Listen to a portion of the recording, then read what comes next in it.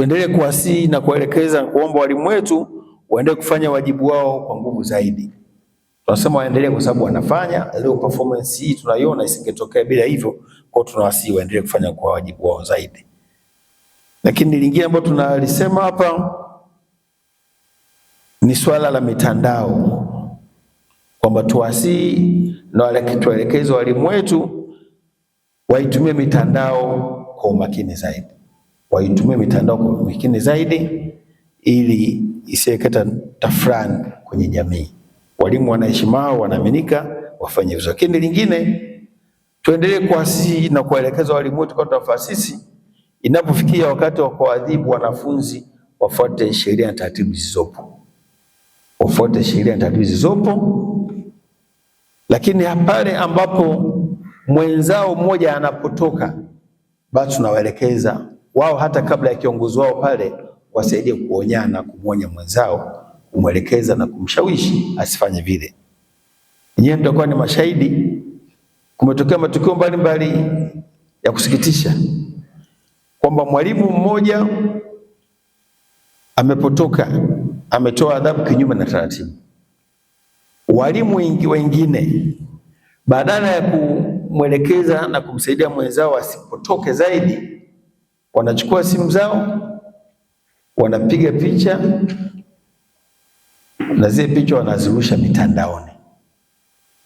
Kinachotokea baada hapo lenyewe mnajua, inakuwa ishu kubwa kwenye mitandao, na muda mwingine kumsababishia yule mwalimu aliyepotoka kupata adhabu kubwa ya jamii, na pia kutomsaidia kubadilika.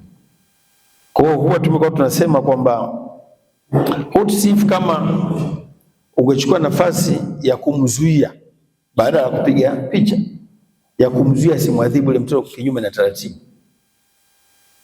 na kumwelekeza ile abadilike, kuliko kurusha kwa mitandao na kuleta tafrani ambayo haitusaidii wote.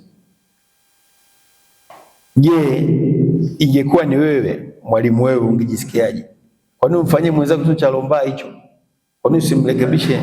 Na kwa sababu tusimpoteza mwalimu, hata akifukuzwa mwalimu atufaidiki, tunampoteza nguvu kazi, sio? Lakini ungemrekebisha, asimwadhibu kwanza, asingemwadhibu yule mwanafunzi, lakini ungemsaidia ende. Kwa hiyo kuna kitu kama hicho ningependa tushaelewe kwamba tusaidie, tunapongana na walimu wenzetu, tuwazuie wasifanye hivyo. Lakini vinginevyo sisi kama ofisa mkuu TAMISEMI niendelee kusema wazi hapa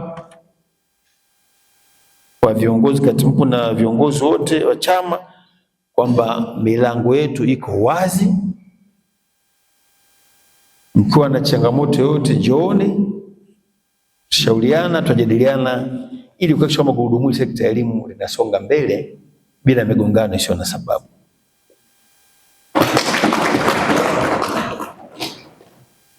Vinginevyo, kwa maneno hayo, nirudie kushukuru kwa mwaliko wenu kwetu. Niendelee kushukuru kwa fikra hizi na hatimaye kufanikisha mafunzo haya. Niendelee kushukuru kwa wenzetu wa EL Africa, DLF kwa support yao, na kwa maneno nitamkiza rasmi kwamba mafunzo haya ni mafungua rasmi. Tuendelee kushirikiana katika maeneo yote, hasa ile ya mafunzo mje ofisini kwetu, na sisi tunashiriki, tutajua mahitaji yetu ni yapi, tunataka nini, ili tuende sawa kama ambavyo nyinyi mmelenga. Asanteni sana kusikiliza.